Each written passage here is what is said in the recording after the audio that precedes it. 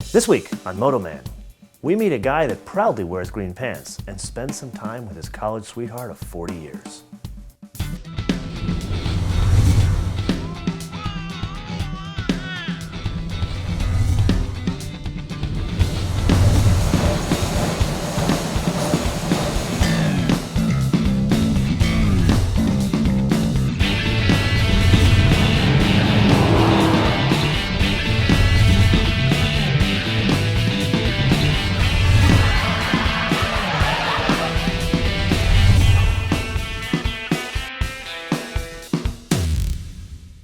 Most people say the best time of your life are your college years. But I submit this question to you. How much better would those years be if you had a Porsche Roadster?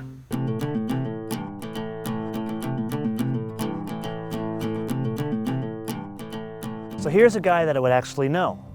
Tom duPont, car guy extraordinaire. Welcome to MotoMan. Thank you, sir. Pleasure to be with you today. So Tom, tell us, this really was your college car? I bought this my junior year in college at Rollins College in Winter Park, Florida. And you've actually owned this continuously since Rollins Park? Continually since Rollins, and I just had it restored, fresh out of the restoration. You know, Tom, he's got a bit of an issue with commitment. It takes him a while to get to know a lady. Now, this lady actually has a name, doesn't she? Yes, this is Polly Porsche. And have we actually given her a name? Yeah, we've got her name back here. On the tag, yeah. It's so I don't confuse it with another blue Porsche in the parking lot. I know this is Polly, that might be Jane or Mary. Because you spend a lot of time in Florida with all the other 50 cars that have the Super 90 and the Aztec Blue exterior. Right. Exactly.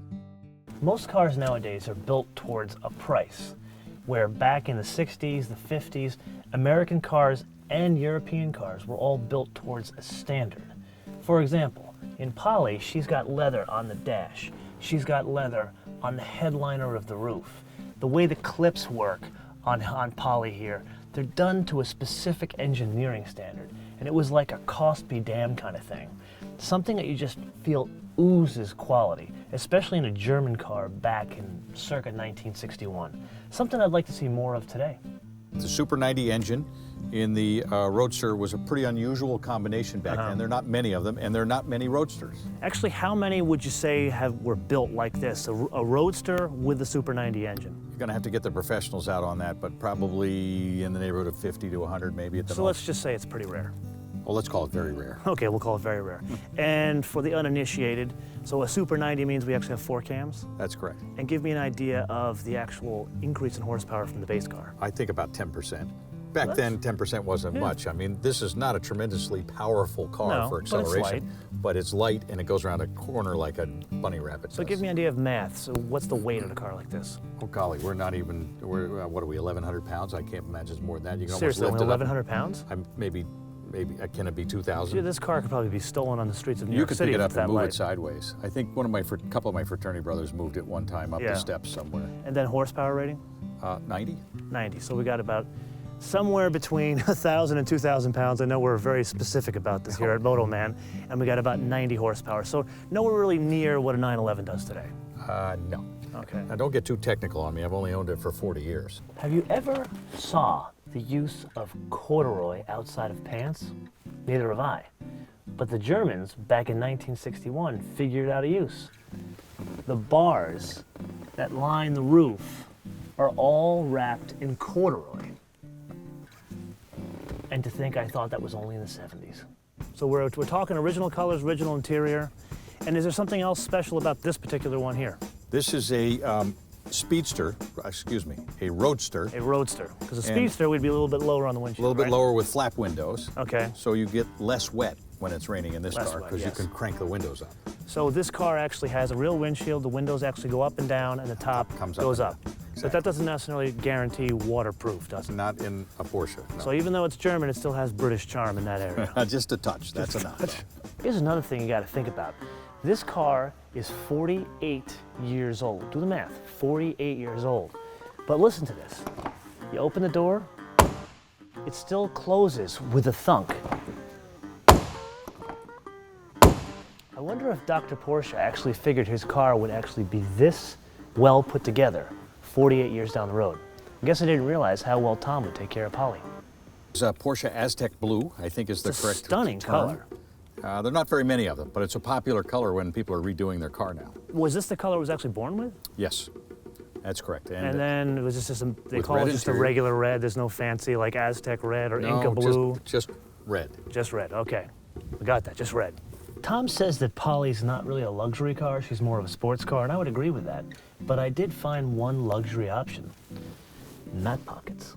Okay, so we're back with Tom in his green pants. Actually, notice, Tom, you've got a very cool belt there. Your belt actually has cars all automobiles over it. on it. So I can't turn around to show you. You're really living the dream with cars, and you even have some horse and carriage too. Well, this is my work uniform. I'm actually at work today. So you're actually working today. This is the office. Well, this is a hell of an office to have. Two-seat, cool convertible.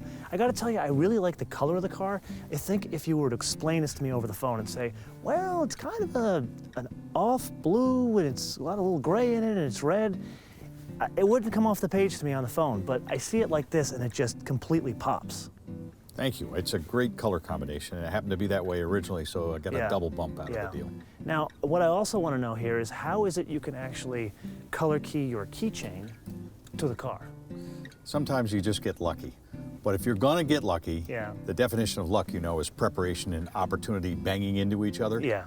You don't want a metal key fob in this car because it'll chip the paint off the dash. Okay. I was at Automobilia Exposition yesterday, and I was looking around thinking I've got to get a leather keychain for my car, and there it was in blue. So this wasn't custom made? I was prepared, and the opportunity came in front. You didn't pull any strings? No. So being Tom DuPont didn't get you this. This just happened to be you at the right place at the right time. No, but an exact reason on why you should come to Monterey for the big weekend. You can, look at this. Tom is right. You can get literally anything when it comes to cars at the Monterey weekend. Look at this. Almost perfect. Yeah, once you get used to her clutch, actually, she's pretty easy. It's a very easy car to drive once you get used to it. It's very comfortable, but it's all car. There's no radio. There's no air conditioning. I just noticed, actually, there is no radio. No. Why would you want a radio in a car like this? You want to listen to the car. You want to enjoy the feel of the car, the motion, the sound, the noise, the squeaks, the rattles. This is literally purity. This is car and driver, and that's it. Exactly. I spoke too soon. It turns out the mat pockets in the front of the car are not the only pieces of luxury here. Turns out there are mat pockets in the door, but these have these cool little buckles in it. You can open and close it. Très chic, or shall I say, sehr chic. Well, I'll talk momentarily about Pebble Beach in the weekend here. This is the weekend if you're a car guy. Absolutely. You can't do any better than this.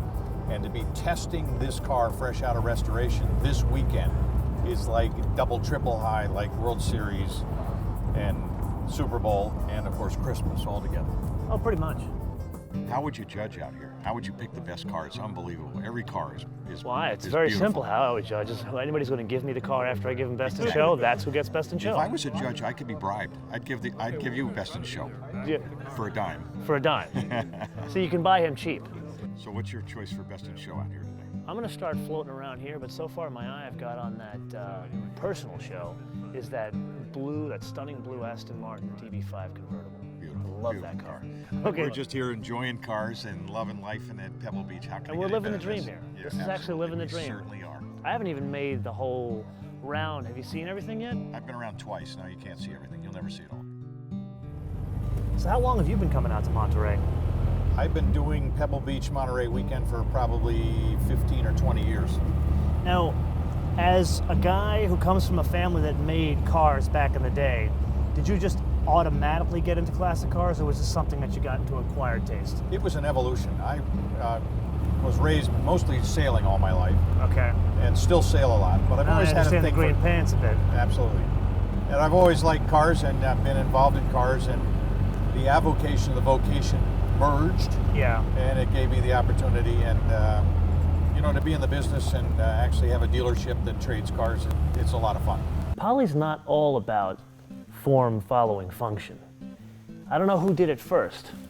French designers in the 30s, Harley Earl in the 50s on the Cadillacs, or Polly Porsche here in 1961. But she hides the exhaust in the bumperette. Nice touch. Tom, I can't thank you enough for sharing Polly with me on such a fantastic weekend and such a stunning place.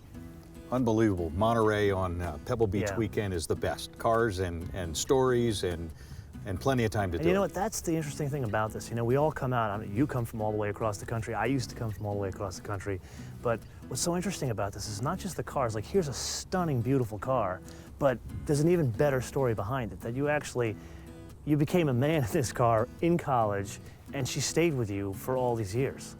I wouldn't have given this car up. First car that I bought on my own by myself, kept it for years, beat it up pretty good, thought it deserved a full restoration, and now here I am in Monterey enjoying the fruits of all that labor and being able to talk stories about it. It doesn't get any better than this. Tom, thank you again. Thanks for having me on the show. We hope to see you again on the show soon. I agree. I would like to be with you. Thank you very much. In my time getting to know Tom and Polly, I found out one really interesting tidbit. Tom, green pants and all, courted his now wife in this very car. He has such fond memories of their time together as crazy kids with Polly.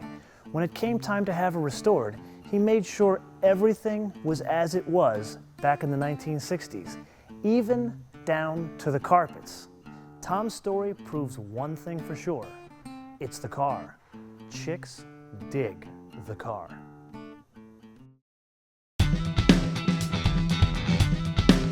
Okay, so while Tom and I look for the first scratch here, I gotta ask you a question. When do I get to drive it? Not in my lifetime. Actually. I was the overbet, and you were the under, and I owe you a dime. So here you go. There it is. There's your dime. Don't let anyone ever tell you can't make money on classic cars. That's right. 10 cents. Absolutely right. I lost money. I think it got up to about 2-2 last night. You got to 2-2. Yeah. 2-2. I'm just trying to build the number up so I don't look so bad. You gotta watch out for these used car salesmen. Yeah. So you got a little extra sleeve, Yeah.